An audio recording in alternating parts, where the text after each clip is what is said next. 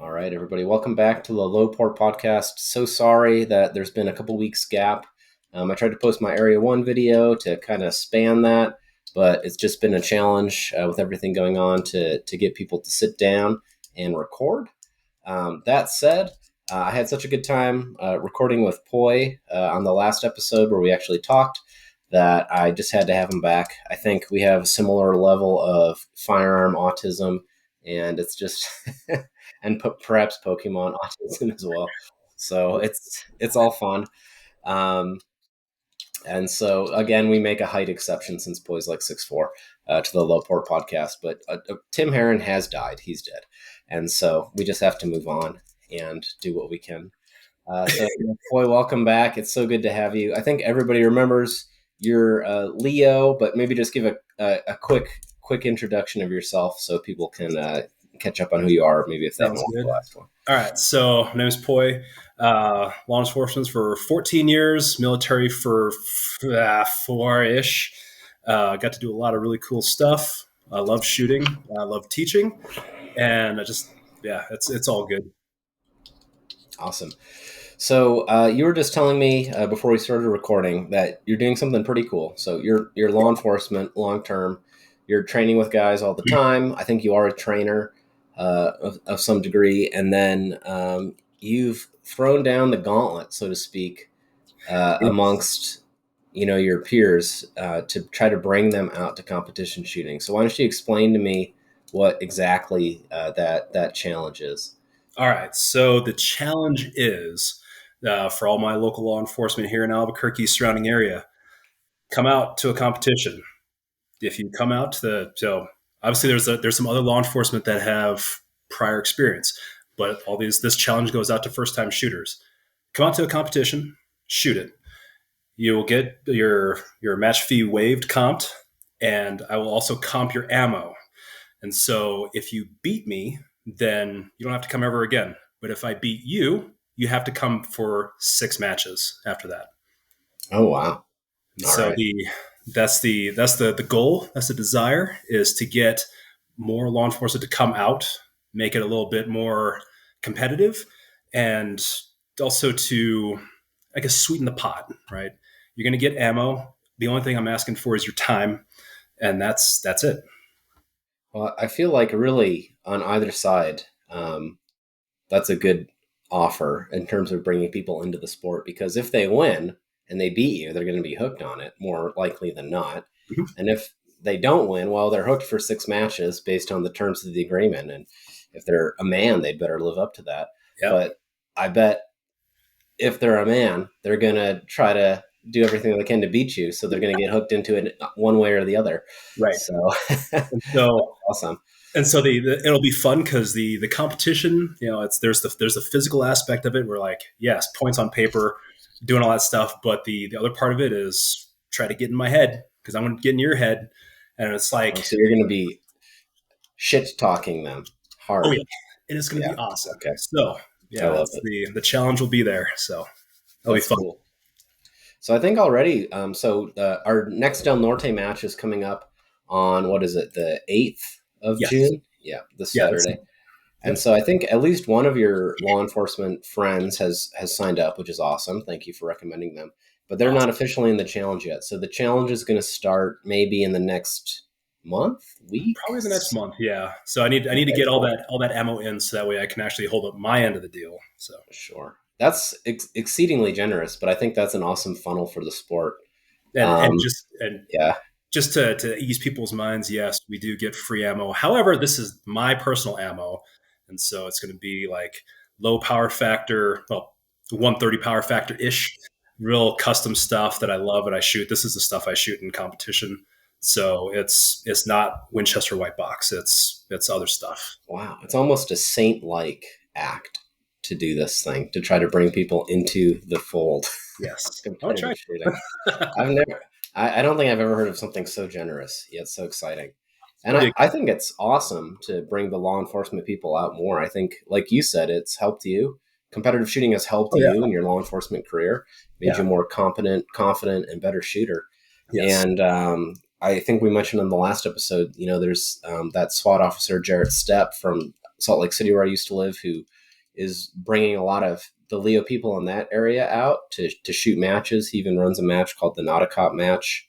Well, I think it's the cop match and then the not a cop match. Not a So cop, yeah. you have the cops on the range like one day. I don't know exactly how it works, but there's cops and not a cops.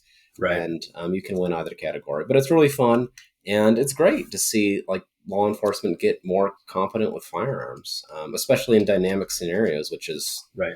I mean, honestly speaking, you would know better than me, but you're probably not just standing feet planted when you need to shoot at somebody in the real world. So yeah. I think the USPSA stuff is probably helpful. But on that note, is the challenge that you've issued to your fellow law enforcement officers just for USPSA, or can they challenge you in IDPA, PCSL 2-gun, other disciplines? Like what are the constraints here? Are you kind of biasing it towards your strong suit, or are you just saying, hey, you name the venue, we'll go do it? Could they challenge you to I-Corps? Okay. Yeah, with my 38 snub nose. Yeah, let's go.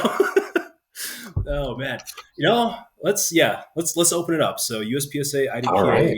We'll do 2-gun. I don't have a reliable shotgun at this time, so yeah, if you bring like a pump action freaking 870, you'll probably beat me in a 3-gun. So, well, you can borrow my 3-gun shotgun if you need one. Perfect.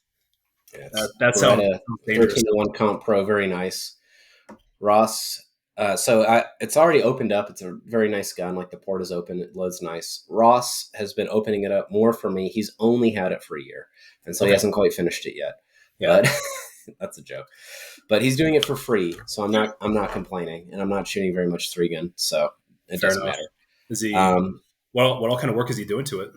So Ross, I got to be honest. Like you see, there's various companies where you can spend $400 some odd and send your gun off for I don't know what the time is, a couple weeks, maybe a couple months, depending, and have them open up the port. But Ross will open that up, I would say, more aggressively and better than just about anybody. And he'll do it right here in Albuquerque for you. Nice. If you're not a BFF like me, he's probably going to charge you a little bit of money, but hey, it's local. And he cuts that thing way down, and the shells just basically suck into that thing. Right. He actually, I think he messed his up the first time he tried it, and he had somebody aluminum weld it back, and so he knows where the lines are now, and he takes it right to the limit, and it's going to be as open as a Beretta can get. But nice. Yeah, it's pretty cool. And so just to, I guess, explain this more to the people who don't know what we're talking about. So you're talking about the actual loading port into the tube, right? Yeah. So in 3-gun, there are open shotguns that are magazine fed. So it's basically like you're shooting a big rifle with big fat mags that hold 12 gauge rounds. But the other divisions in 3-gun, I think all use some flavor of tube fed shotgun. So a more traditional kind of shotgun. It could be a pump, it could be a semi, depending on the division, but it feeds from a tube. So to load it, you have to thumb rounds into that tube, or at least that was the old way. And so to load really quick, over the last 10 or 15 years or so, 3-gunners developed twin loads and quad loads.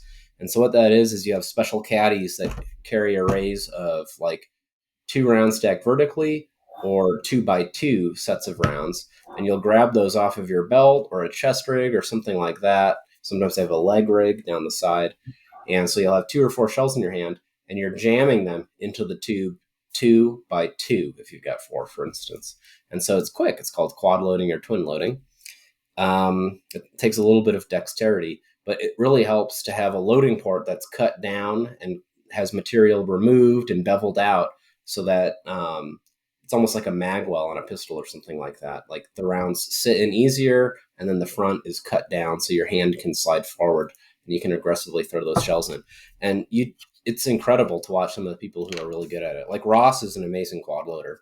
Right. I don't think he's posted many quad loading videos recently on Instagram, but if you scroll through his page, Hoss_Rainey, you'll see him doing some dry fire stuff, and he just he'll load 8 rounds faster than most people reload a pistol into a shotgun, just like grabbing them off his belt. Yeah, it's pretty crazy. Like it's been wild seeing people do that, because like 4 rounds, 8 rounds in, and I'm like 2. I'm like, ugh. They're very fast, and even like in Europe, in a lot of countries, shotgun is the most, I guess, attainable gun because of the laws there to like get and shoot in competition. So IPSC style shotgun is a very popular game, and there's people. What's his name? There's a guy on Instagram who's English, and he just is the fastest shotgun loader I've ever seen. I think his name is Josh, actually, Josh Kenny or something like that.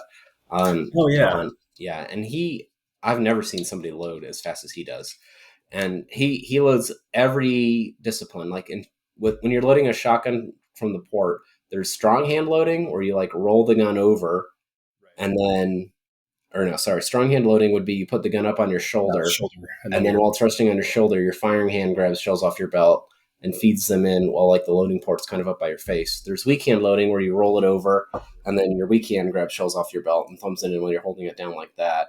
And then there's also match savers where if you run the gun empty and the bolt locks back, there's a shell that's held by this plastic thing in front of the chamber, and you just slide it in, close the bolt.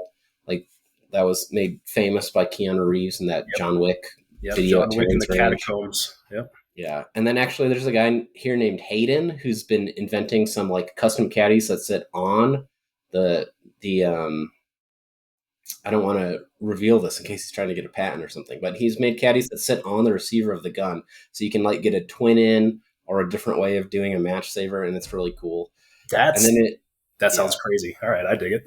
Yep. And then in the European guys that do IPSC stuff, they have like Velcroed things on their guns too that they can move around. It gets so crazy. In 3-gun, usually you just load strong hand or twin, but like the IPSC guys, they can load every every way Yeah. possible because they're like, oh, I'm turning left around this wall, so I need to load weak hand or whatever it is. So it's an art unto itself, and people often say like they don't want to do 3-gun or something because they think shotgun's the least fun gun or they hate the shotgun.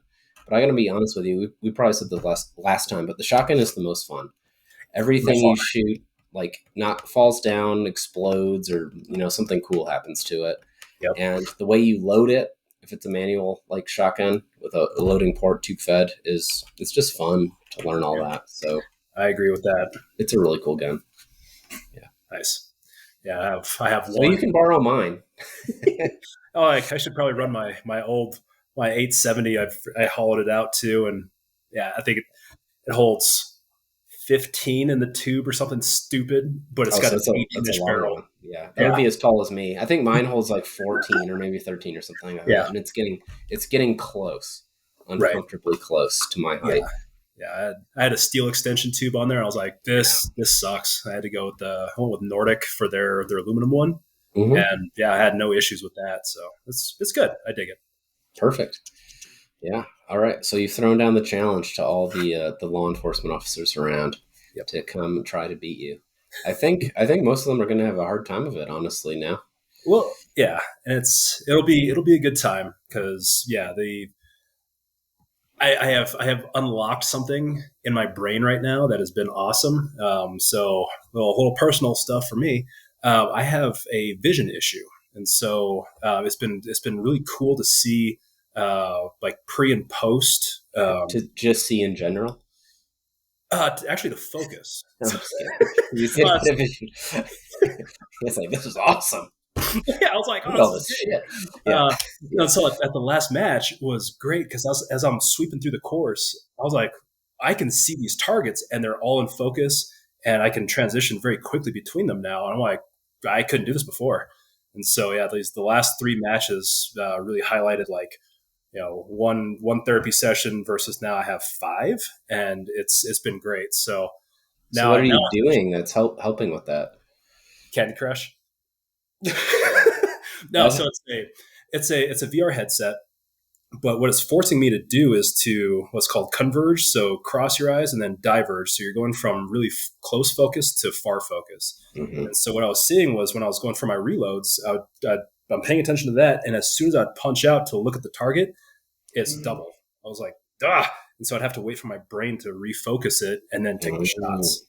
And Okay. so it would happen after reloads, and it would happen from if you had a close array to a far array. I wouldn't be able to focus on it, and I was like, this is annoying. I thought it was normal, and then I was like, this is not normal. That's weird.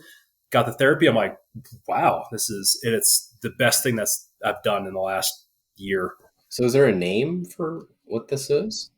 So the overarching deal is called Verve, and it's pretty much what it's doing is it's forcing your eyes aren't stationary in your head, right? So not only can they do this to focus, but they can also rotate. And Huh. so the Verve therapy forces your eyeballs to focus in these different ways and strengthen your eyeballs, but also to strengthen your brain eye connection to make that happen faster. That's fascinating. I've never heard of anything like that. Yeah, and But I think that kind of thing exists with like ACVR, right? Because do you have to move your eyes to focus between close and far targets, or is it real flat? I no, I think in Ace VR probably not, because it's just like everything is technically on that screen. So I don't think there's a focal depth change technically. Um, so you must the therapy probably uses a special or a different VR system that like actually changes the depth. So yeah. Well, shoot, I don't really know. I I gotta don't look know if at Ace does that. that Yeah, because people I've seen people pan ACVR because they say that it's all in one plane because it's just a screen in front of your eyes. now. But it is two different screens, one for each eye, and so Right, it does give a sense of depth. You certainly have a sense of parallax when you like move your eyes around, and right. closer things are moving more apparently than farther things. And Yep. so I really don't know. I'd have to think about that more. Maybe it does. Maybe people are just crapping on it unnecessarily. But yeah, that Yeah. would So be I'd be curious to see if there is a little bit of depth change in there. because it's two different things. Because pulling your focus in is about like stretching out the lens in your eye or relaxing it. That Yeah. actually changes your focus. And so I don't think Ace can do that because it's it is a screen at equal distance in front of both eyes. But if there's something further versus closer, to focus on the further thing sharply with both eyes, I think you would have to have like the correct Yeah. I think blocking so. of the eye. So you might get half of it. You might get that part, but not like the lens accommodation change. Right. But it sounds like for what you were struggling with, maybe Ace would actually work. I think So so. I'd like to try it and see how that goes. interesting. Well, you can borrow my set sometime if you want. Sweet. Yeah, Appreciate I've you. been I've been really lax in using it lately, and I Uh, need to get back into it because they have a partnership with USPSA now. So there's 30 oh, some odd classifiers, real classifiers that are built into it, and a ton of new stages. I've just had a busy month or so, yeah. and whenever I have time to practice, I'm trying to do a little bit of dry fire. Right. Um, I just got a bunch of new dry fire targets that I've put up in Ooh, my garage. So now my nice. garage is decorated just like my house. I live alone. Perfect. Yeah. Um, Here I am with just and post notes on the wall. yeah, exactly. And I got one of the double alpha swinger dry fire targets too, which is pretty Oh, fun. Yeah. nice. Yep. Yeah. How That does that one's activate or?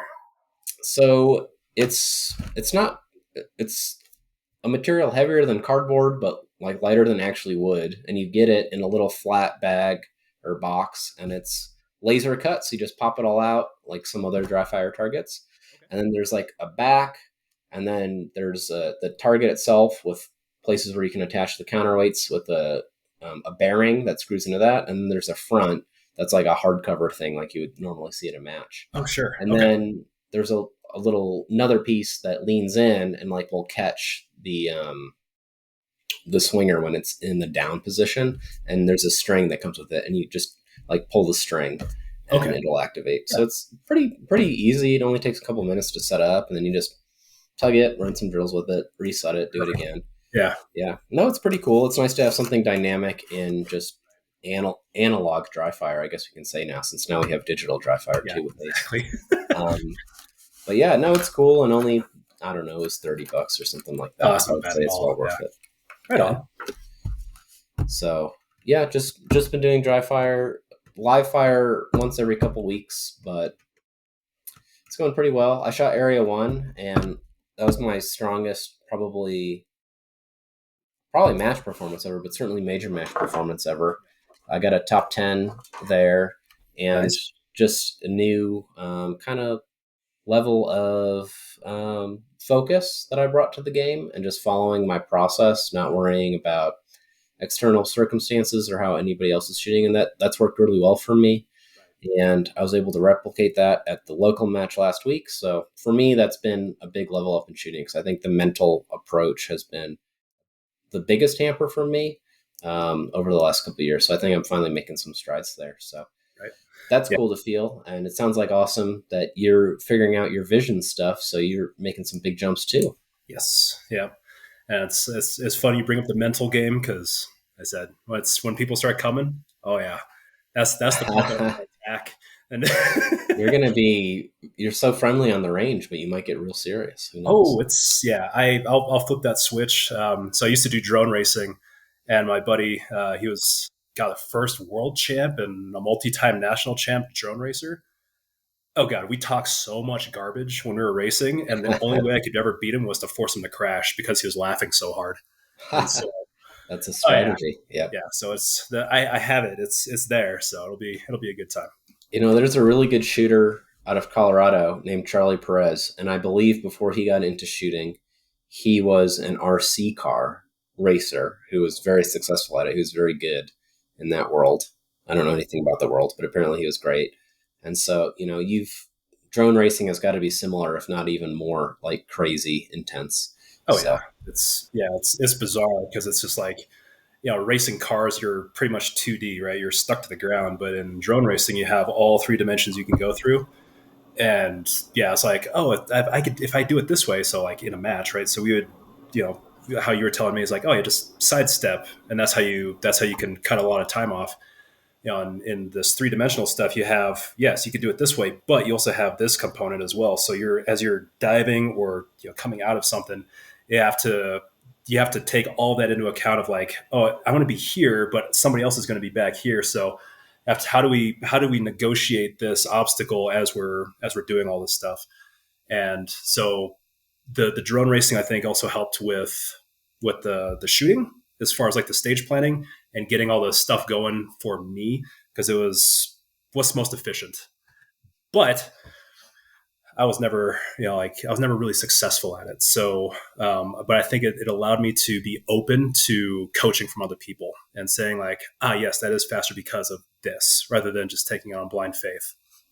have you ever talked to Blaze about drones? I think he flies them around quite a bit. Oh God. Oh no, I don't need to talk to him about anything else. No, we've been. I don't think we've ever talked about that. I think the only thing we've really talked about has been his new guns. Okay. Um, Oh, is he tempting you? oh yeah, he's totally tempting. So I guns, tempted him. I tempted him recently.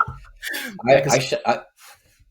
Go ahead. so it's like he shoots what is that a 38 super comp No, no, he or is shoots it a nine. He's been shooting a nine major Bull Armory open gun right? for I don't know, months now. I Yeah, think and then he he got it just pretty got recently. a new he just got a new double stack 1911 and that thing was nice. But yeah, it's funny watching him switch between the two because they're just different enough that he was stumbling on the two. So I'd be Right. curious to see how he progresses in Yeah. I So guess so any limited. Blaze is getting better quick. It's cool to watch him. And Yeah, then so yeah, he's got that Bull nine major open gun. And then I don't know if he got he has an MPA limited optics gun, and I'm not sure if he got that before the open gun or vice versa. But whatever, he's shooting open consistently now, but he'll still try to do like an extra class fire with the LO gun to class up there. But a week or two ago, I saw on Brian Enos classifieds that there was a guy selling two MPA open guns, and he was just telling Blaze was just telling me the other week, the other match, the last city match before the one this past Saturday that I went to, that he was like, "Man, I love my MPA LO gun so much. I'd really like to get maybe an open gun from MPA." And so the universe provided, and there were two sequential serial number match sets on Brian oh Enos. The God, one guy was selling, and I was like, "Blaze, you got to do it, buddy." I sent him the link, and he's like, "I don't know." nice. And so he ended up getting one of them. I think one of them sold before he bought his. Otherwise, I like to believe he would have bought both of them because that's It what wouldn't he wants surprise to me. do. Yeah, But yeah, he's got that now. He just doesn't have an optic with it, but expect that to appear in the next couple of matches here. Sounds good. So Yeah, I may have to get one of my guns into open and see if I can go play with them. Because yeah, I it's think I think you should. You could borrow one of mine too if you wanted to just try it out. oh perfect. Yeah, Um, because I've got a couple ported guns that I think might work, but yeah, there's I mean one of them's the mechanic, and it's that thing is so dumb. I think it's got seven or $800 total into that thing. So I think he might be a little pissed if I take that out there and maybe beat him. I don't know. But in limited optics, oh, I think I've got him. you think so? Yeah, I Okay. think so. Well, the gaunt you've thrown down two gauntlets now. You have no gauntlets on your hands at this Now point. I'm gonna get They're, stopped by Blaze now. So Blaze is getting good, dude. yeah, You might not be thrilled with the outcome, but yeah. So yeah, that's cool. Actually, Blaze and I are going to go shoot Utah together. oh, nice. Um, yeah, and so well, yeah, it's the Labor Day weekend, which I think spans the end of August and the beginning of September. So Yeah, looking forward to that.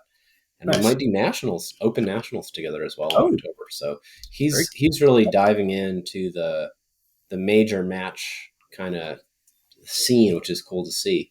right. Since he's pretty fresh into it. I don't know if he's even been shooting quite a year yet. Yeah, So I think he and I started around the same time, and then I know we're both knocking on A class right now. I think he's at 74, and I'm at 72 or 73% right now. there you go. Yeah. So yeah, Are so you guys we're on the top 20 list? You know how USPSA does those top 20 lists? I have Who's no the idea. highest in each class? Yeah. Oh God, It was pretty that's funny. It was pretty funny for a while. For a couple weeks, I was the number one A class shooter in USPSA for open. nice. Well, what's the threshold of A class? Yeah, it was probably like Yeah, 84.9 yeah, something. 84.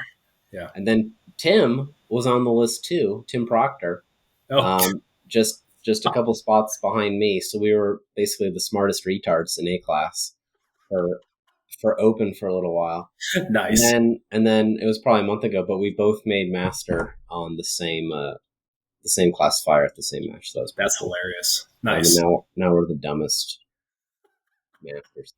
But Yeah, I hate when you rank up and you're like, oh man, I'm so good in this class, and then you're at the bottom of the next one. You're like, well, you know what's interesting is that I was joking. I think even on this podcast on some past episodes that um, I'm A class and I'm shooting like B class. And then I made master and I was like, oh, my goal is master is to finally shoot like I'm A class. But I felt so vindicated after area one because I got, what was it? I think I got 8th place in open there. Aaron Edens won, so a national champion. And I shot 89%. So I was like, that's a mid-master percentage that's against a awesome. national champion. And so it's Yeah, like, I'm not going to joke about myself and say I'm a paper master or anything like that anymore because that's a solid dang performance. oh yeah, So no, I was that's like, all right, I think I'm starting to figure out open.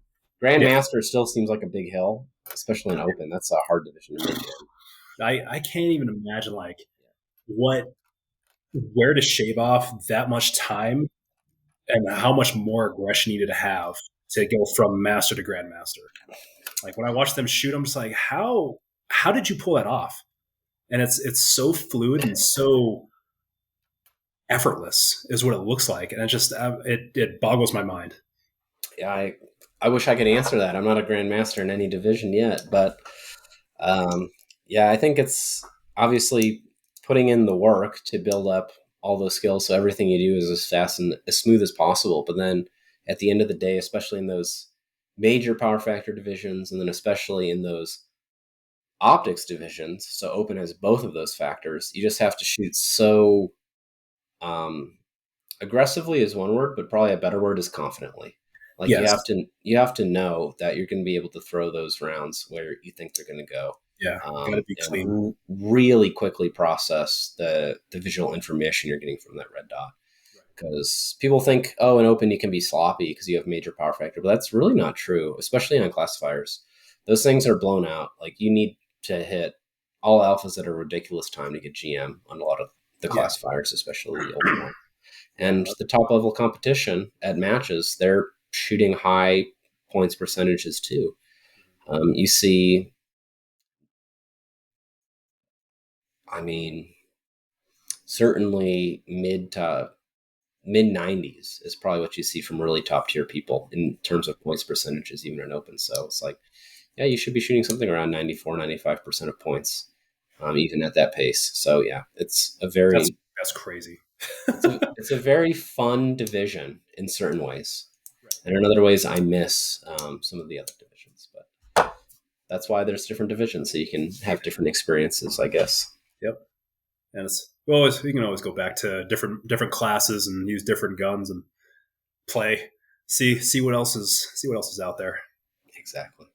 So, are you going to shoot open at the Del Norte match this Saturday? Are you going to take on Blaze, or are you going to make him come to you and shoot limited optics? 'Cause I'll text him. I'll say, guess what? Let's plan for open because I think that'd be Okay. hilarious. So I just finished up my LTT 92. Got the ported barrel in there now, Mm-hmm. and got that. It's dialed in for my 124 NATO plus Ps. It doesn't move. It's awesome. I So, don't. It's not an open gun yet. I think there's still some work to do to it to get it to that point. I don't know if a ported gun will ever be as stable as a comped gun, but it's pretty darn close. So interesting. yeah, So, you want to shoot that in open against Blaze with his major? we'll see. Yeah. Well, if we could Well, find a belt for you, like I said, you could borrow one of my open guns, and you can oh dear run a God. major gun. Yeah. Yeah. Um, Let's see how open minor goes, and yeah, that'll who, be who fun. who else do you want to challenge? Because you're challenging everybody Oh today. God. Yeah. Let's see. So I guess the last one that was sort of unofficial was Nate Esky. Okay. Uh, Yeah. yeah. Nate's a great So shooter, good person. oh God, he's hilarious. And so I think after the classifier match last month, he told me to stop sandbagging and get out of B class. So I was like, okay. So Wait, isn't Nate in B class? oh yeah, yeah. So he called me a sandbagger, and he also made some comment against Blaze. I'm just like, you two need to get out of B class. So it's like, okay, Blaze does need to get out of B class. yeah, Yeah. yeah. But Yeah, you as well. You guys are both A class for sure. So. which is wild after a year or less than a year. I'm just like, that was a goal, but now I'm knocking on it. I'm just like, dude, we're right there. It's crazy. No, I think it's completely reasonable, especially if you put in the work. There's a new guy who works in the same building as me who's come out to the last two USPSA matches, and he's coming out just my matches. He hasn't done the city range or anything else yet, but he's coming out again next week. And he was talking to me. He was like, "Hey, I think if I really practice, I could make like A class this year." And he's already a pretty solid shooter. Like Nice. he drills A's. It's the movement and all like the USPSA game stuff that he needs to work on. And I was like, man, you can easily make A class in a year. I promise you. And he was telling me he's dry firing like an hour every day, which is a lot. Holy And so dang. I was like, yeah, you'll easily make A class. You'll probably make master, honestly. Yeah, Um, that's the kind of yeah. dedication for master. And it's pretty cool because I think he's signed up, or is at least he said he was going to go to the new Mexico sectional match with all of us in October down in El Mogordo. So he's kind of just started like 3 months ago, and Yeah. then he already has like for his first season, I guess you could call it, like this culminating major match to try to go prove himself in, Dude, that's along with awesome. along with the quest of trying to make A, or really he should be trying to make master. Right. And so I don't know, it's kind of cool to see. Yeah, that is cool. I like that. So what about you? Are you looking at any major matches? Are you trying to dip your toes in the water? So it's looking like I will be able to make sectionals. Just Nice. gotta figure out a place to stay. I'm just like, oh god, the hotels down there are a little, was it like 170 a night or something crazy. I was like, ah, Well, I but don't know. I found unfortunately the Airbnb I rented is already full up with people. Otherwise, I'd offer to you. But there were more Airbnbs than I thought down there, and they were pretty reasonable, especially once you split it with a couple people. So sure, maybe check that out. yeah, I'll put a feeler out there and see who else is going, and So you can go and share on that. I'm trying to get my dad to come down and shoot it because he's in TUSPSA and stuff now. He's up in And New York, right? Yeah, he's in upstate New York, Rochester, and so he's just starting to get into it. Well, a little bit. He did for a little while, took a break, and then he's kind of back into it the last 4 months or so. And he's starting to make some big improvements. I think he took a Tim Heron class a little while ago, about a year ago, and that helped a bit. And then actually, I've helped him a little bit here and there when we're around each other. And then Ross showed him some stuff, and I think the way Ross explained things to him was really good. And I think he started to see some improvement when he went back and started shooting his matches in New York from that. And then I think from that improvement, there was a guy at his club who was like, hey, like, I'm pretty new too. Let's try to train and get better together. And this guy's probably like I don't know. He's probably B or A class open. So he's, a solid shooter. And so I think now my dad is really starting to see some improvements and stuff like that. And so I really want him to come out and shoot the sectional because I think that would be a good father-son experience. Yeah, I think that would be cool. He's worried about his performance or whatever, but really that's not, I don't really care about that, and he shouldn't either. We're going to have a really fun time down there. Yeah, it's going to be fun. I think if you're not having fun, you're doing it wrong. Yeah. So. That was me for a long time. But once I started having fun, I started doing better. Right. And so it's funny how that works. Yeah. Yeah. So are you committed to a division to like ramp up for sectional since you're probably doing it? Or are you happy to bounce around shooting ported open minor guns, carry optics guns, limited optics guns, just polishing turds like SIG P320s? Oh God. Yes.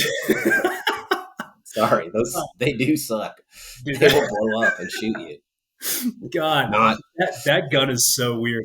All right, so to answer your question, I love limited optics. I think that's been my most fun because I was like, oh, carry optics is great, and then I was like, magwells are cool, and so I was like, well, limited optics, that's perfect. So I thought that when I first started, I thought that would put me in the open, and then when limited optics started, or I found out about it, I was like, oh, that's exactly where I want to be, and that's pretty much the same exact setup as IDPA carry optics, and so you can have all this really cool stuff. And your IDPA, it's interesting, but IDPA even lets you have ports, which is a little different. Although they have more weight restrictions, and I think you still have to fit a box, so it's kind of like you can't full race it out. But the ports are legal. Like the comps that are integrated into the slides, so like the 365 macro Vexel comp something or the Spectre comp. Like that's legal because the comp isn't attached to the barrel, which is weird. Okay. And there's the full size SIG too. There's one version of the 320 Max that has that, right? Or some other 320. Yeah. And so there's a couple of us that are running ported guns in IDPA carry optics, and that's been actually really fun. So there's like my Beretta, there's a MPA that's being shot by Bill Everett. I don't know if you've ever met him. That name's super familiar. I bet if I saw his face, I'd reckon I know who he is. Yeah, and so his gun is just nasty flat. I was like, that's cool. So seeing his performance and his gun is what got me on that whole ported barrel nonsense. And it's that path has been stupid for me. Yeah, it's pretty addictive, right? Start playing with those super flat guns. Yeah, that's recently I bought a Prodigy again. I bought a 5-inch Prodigy, and I wanted to have a good LO gun to use as like a training aid for open. So I wanted it to be just like my open gun. And so I had a 4.25-inch Prodigy that I bought pretty recently after they came out. And that one I actually bought as a project because people were complaining about these guns when they first came out, all sorts of reliability problems. So I was in Salt Lake City at the time, and I bought one that was used from Shields. And so they said that this gun was returned after 1 day. So presumably it had a lot of problems. The owner hated it and brought it back. So it's like, okay, this gun I know has a lot of problems, or likely does. And so I'm going to buy this one to try to figure out what is wrong with the platform. And pretty much what I figured out what was wrong with that gun was that the extractor was too tight. And so a $0 fix pretty much fixed it. it did have occasional issues where the hammer would fall to half cock, and so that was definitely a problem. Yeah. But I'm going to put an EGW kit in the gun anyway, so I didn't really care. Yeah. And that 4.25-inch Prodigy was an absolutely amazing gun once I like made those changes to it. Right.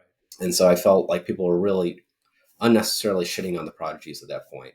Like if you just want to buy something out of the box and have it work, like I get the complaint, but for Yeah. a very minimal amount of work, like you can make that gun be better than a staccato for far less money. And so Agreed.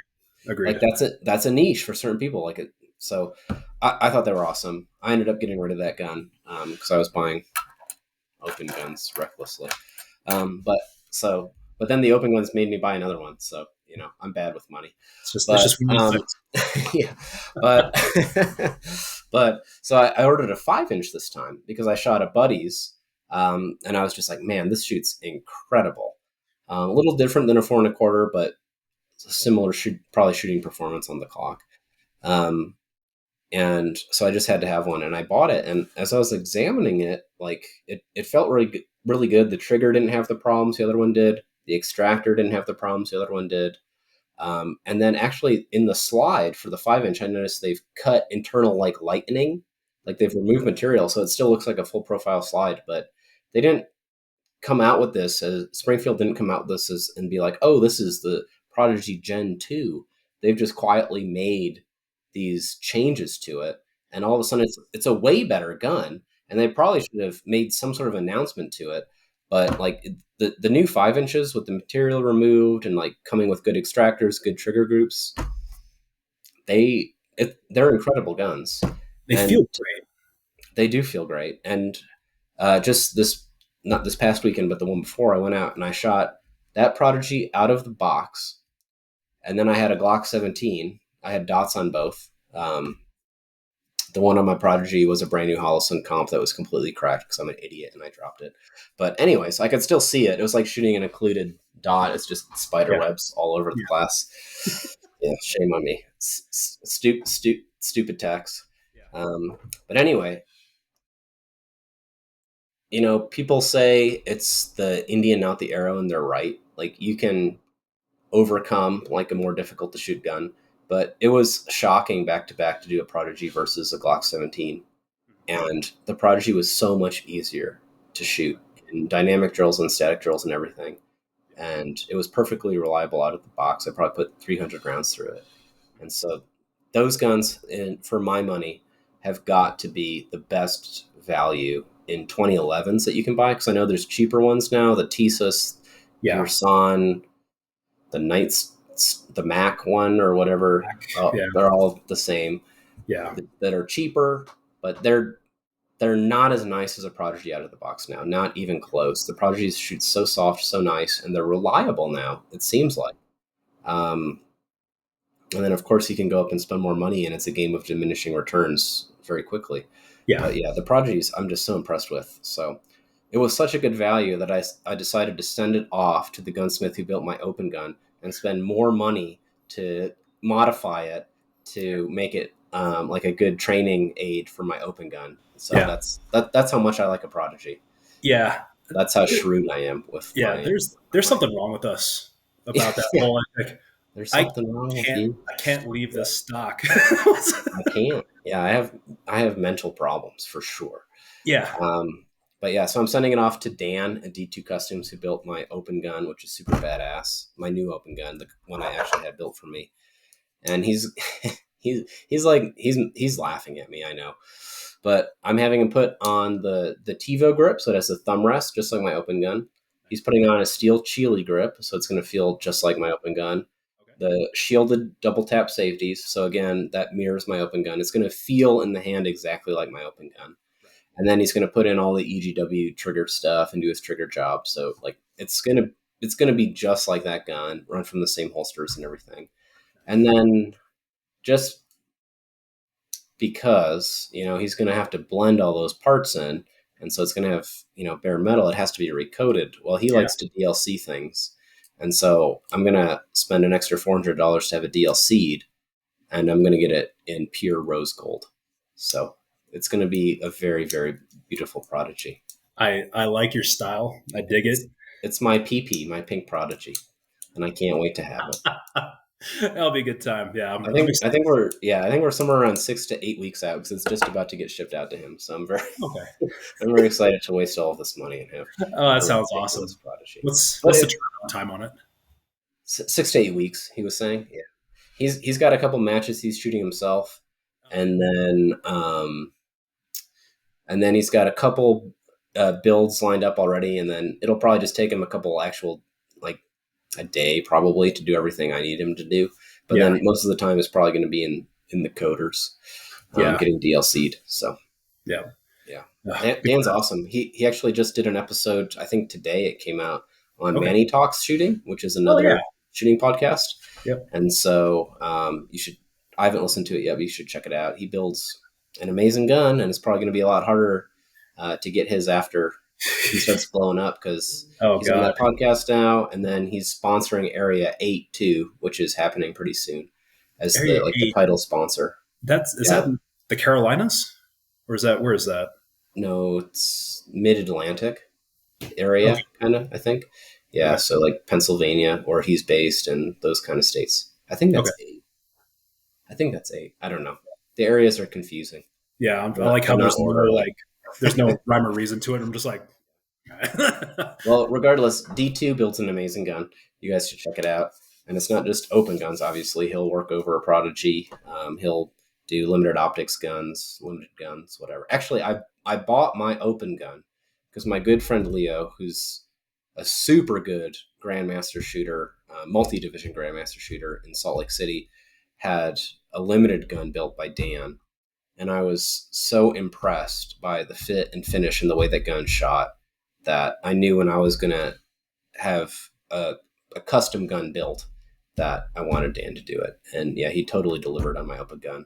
That's what I used in Area 1, and it was completely flawless. Shot super flat, even shooting, LE ammo, which is great ammo, but it makes 180 power factor out of that gun, and the gun just sucked it up. The dot doesn't move. God. Incredible. Yeah. Incredible. Yeah. Oh, but So it's a check them major out. gun. I was like 100. I'm so used to like 130 power factor. I'm just like got 180. Well, what's freaking crazy is Leo's shooting his limited gun, his limited D2, and he shoots 180 power factor ammo and limited with no comp or anything. Yeah, it's shocking. And he rips with it too. Like you should go. Leo has a YouTube channel. Let me quickly Google what it's called because it's worth watching. He posts shorts and everything. He's much more adept at social media than me. Yeah, the social media thing is hard.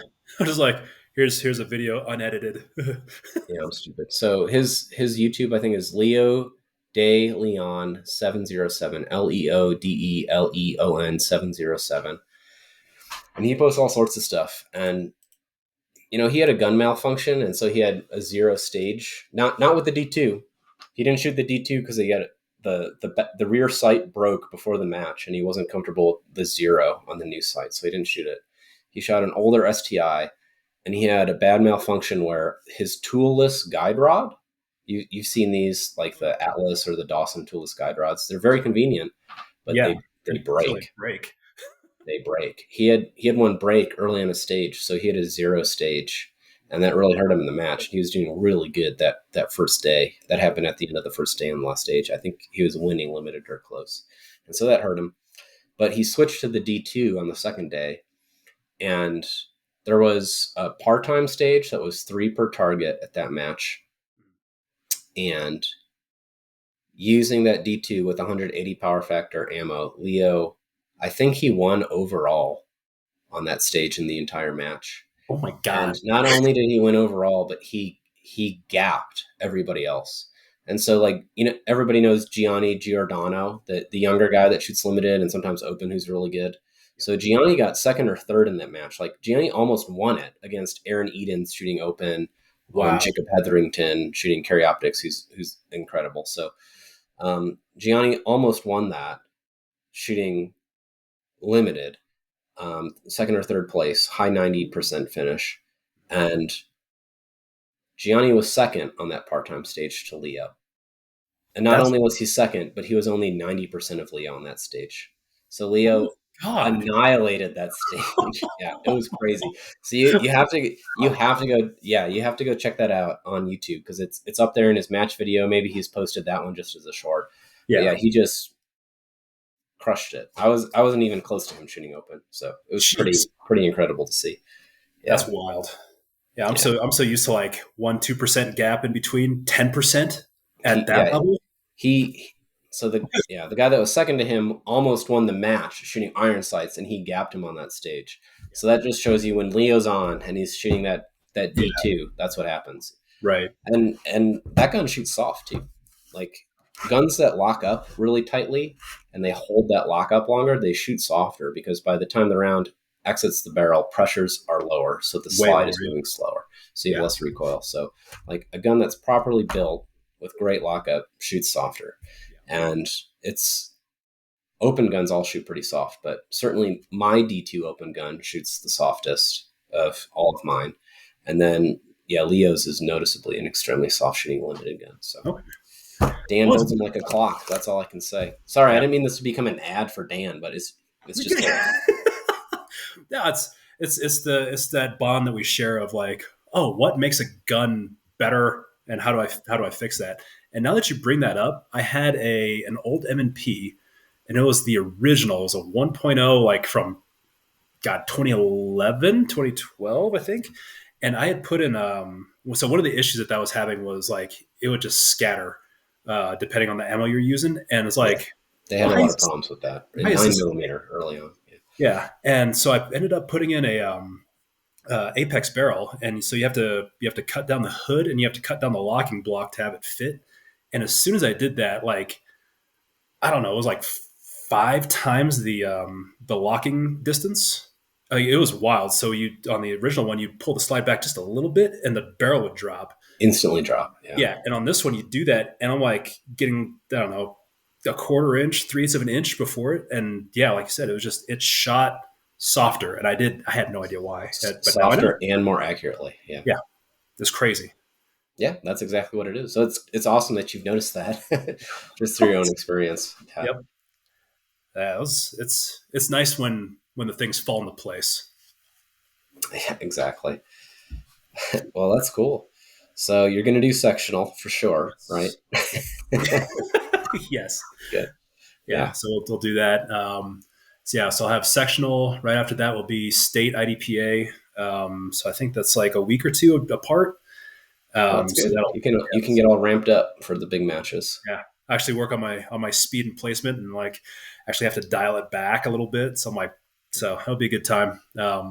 But speaking of the difference between USPSA and IDPA, my last IDPA match, I could not believe how much faster the master shooters were than me, like in raw time. But they were throwing like these +1 +3s out there. I'm like, I wonder how much faster I can push myself now that I can actually see, and see if I can catch them in raw time as well, and then see if I can outshoot them. So I think that'll be my goal, and yeah, I'll use the USPSA sectional as for that. See what happens. Awesome. Yeah, that's That'll be my hopefully. So right now I'm an expert level shooter in there, so effectively A class, I think. And then so if I beat enough people, I think I have to beat five or 15, I don't remember, master level shooters, and then I will automatically rank up to master. so you So think your speed is there in the IDPA game. You just need to shoot the accuracy and you're going to rank up. the other way. So my accuracy is there. But Oh, like I they're said, just faster than you. yeah. Okay. So they're like 10% faster, but our scores are so close because my accuracy is so much better. I see. Yeah, you can probably get away with more than you think. Yeah. So Interesting. it'll be Then good. what about USPSA? Where do you think? Is it the Uh, same thing, or what, how do you feel your shortcomings are in USPSA? I think my shortcoming right now in USPSA has been the visual processing. Mm-hmm. Like I said, going from in the last month and a half, just seeing that change. Not only in the so like I said in the therapy side of it, there's a thing that we're doing where you have to like look at different parts and manipulate a 3-dimensional space. And so it looks like Candy Crush, but it's like I said, it's rotating. And so looking through there and looking for all the patterns, seeing where to put the other gems to break this thing apart, that speed has gone up dramatically. So now I can see it. Like I said, in my match footage, so Wayne Goodhart, his videos of the overheads really show that difference. And so now that the visual processing capability is there, I think I'm going to start pushing the speed a lot more. So the my foot speed. Awesome. Yeah, it's really cool that you mentioned like that visual problem you had about your eyes like pulling in or pulling out for distance. Because I would have never ever thought about that as an issue for people, but who knows how common that Yeah. is. So And, yeah. what's it called again? Did you say? Oh, I did not. So the actual condition is called convergence insufficiency. Hmm. And so it's I said So if you're there's struggling in USPSA or other competition shooting and you're seeing double images, maybe you have convergence inefficiency or deficiency. What was it? insufficiency. Yeah. Insufficiency. Okay. Yeah. Well, the Yeah. more you know, right? So I have never heard of that. So that's Yeah. cool. And before this therapy session, I had no idea that was even a thing. So I was like, cool, yeah. And it was, I said, it all worked out from the military service aspect. Enough people got enough information about me to put that together, and I was like, hey, we think you might benefit from this. Got me in there, and now I'm benefiting. I'm like, yeah. And so yeah, I can't speak highly enough about it. That's really interesting because some people might kind of like we were talking about with the VR, the ACE system, like you might have your lens accommodated for distance shooting, say you're shooting a dot, and so you're focused far, but if your eyes aren't converging or diverging at the right amount, you're going to have a double image. So that's probably something somebody out there is also struggling with. So Right. if Yeah. they're one of the 5 people that listens to this, they might be helped out. Yeah. Yes, we're spreading the knowledge. It's all good. It's a great service to the community, and we're good people. So Yeah, very yeah, cool. I think that would be my biggest thing now is because the visual processing is there, get the foot speed up, also the efficiency of the movement. I have a real nasty habit of overshooting where I'm supposed to be.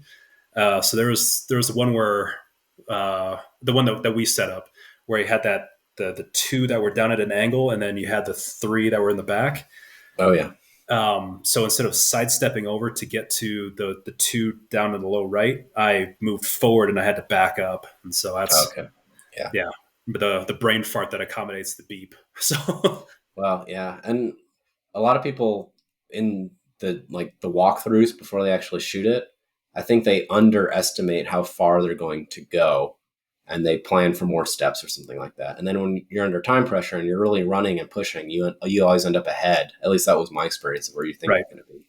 yeah, And I so, was always getting way ahead of myself. Like I need to go here after I get to this, and so it ends up going this way, and I totally right. forget that plan over here. So for me, everybody's different, but for me, I just gave up on trying to like count steps or be super precise about what foot I'm stepping with. Like I'll think about it a little bit. It could be a shortcoming for me if I really want to level up and be like a super competitive master or a competitive GM. So who knows? This could be part of my evolving process. But for me, it's just way easier to pick out waypoints of like where I want to go, like, oh, that nail on that stick, or I need to hit this part of the wall to get these targets. And just I kind of let the movement happen and I focus on my visual process of shooting against the targets. For me, that works better, but I know not everybody's the same. Yeah, So yeah, and I think I follow the same methodology. Like I've tried both, and that, like you said, finding the points to I need to be there, and just letting it happen like that was the best thing for me as well. okay, awesome. Yeah. So shout out to Wayne because he showed up with a bunch of stages made and defined and drawn out for the city range match this past Saturday, which is great because we set that up more efficiently than we normally do, and we were out of there by 1:30 or maybe 2, which Yeah, is pretty good pretty for early. that match. So yeah, I was really happy with that. So thank you, Wayne, Yeah. for coming prepared. Yes, Of and course, the Del Norte, we're always out of there by about 12. But we're also always looking for people to help us set up on Friday. That's why we're able to get out early, because we, unlike the city range, we have the ability to set up the day before. We just need helpers to help us with that. Yeah. So, Which is that is like the coolest thing ever. So no, thank you for setting that up, and again, thank you for all the volunteers that show up to do that, because it makes everybody's life a little bit easier the next day. for sure. And if you're interested in coming out to the match at Del Norte, your first match is free. Just get in contact with me through YouTube or Instagram, I guess. Josh Z3, the number 3 gun is my tag. Just DM me and I'll give you a free link. Also, if you're able to help me set up on Fridays before the match, that is also free. So depending on who you are, it might not technically be worth your time, but you're helping the community out, and we really appreciate that. So it's a good service.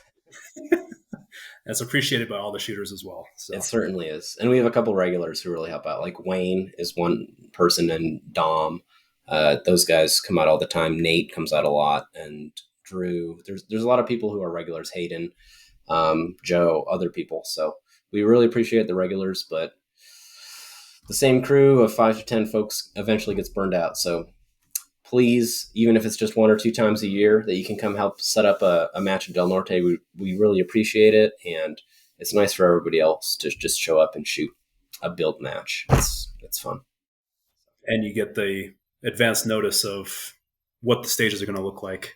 Yeah, that's right. I go to great pains to design the stages in Practice in Designer, and I put them on practice course. So there's a tab. Some people probably don't see it, but if you click on it, you can see all the stages. So you know the round count of the match, you know what the stages look like. If there's any weird stuff you might have to do, like strong hand or weak hand only shooting or something like that, table starts, whatever. And so you get a preview of it, so you can kind of train up a bit specifically to try to do as well as you possibly can do. So, yeah. And actually, Rob was telling me at the City Range match this past Saturday that he'll set up my stages as close as he can and go out and shoot them before the match, which I think is awesome. Like, go for it. If you have the time and resources to do it, you absolutely should.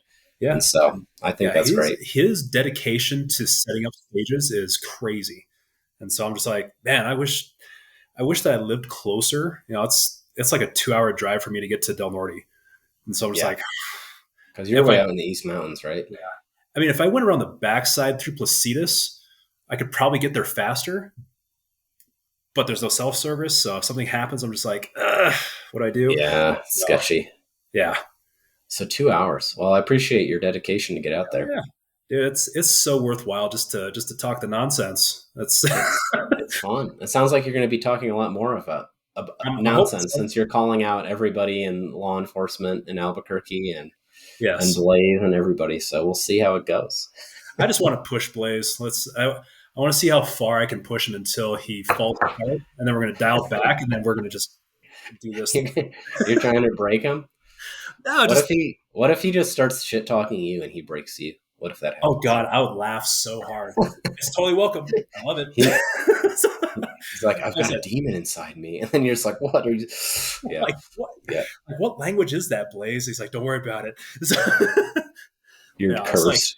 I love the crap talking, because again, it's like the camaraderie, but we always push each other to get better, and finding those people like you, how you've helped me, Blaze, Nate, and Wayne, who we've all like helped each other try to get a little bit better. It's like, it's awesome. I love this community. It's an awesome community. It's so fun. And thanks again for being a big part of it and wearing cool costumes with Gengar on it, as you can see here.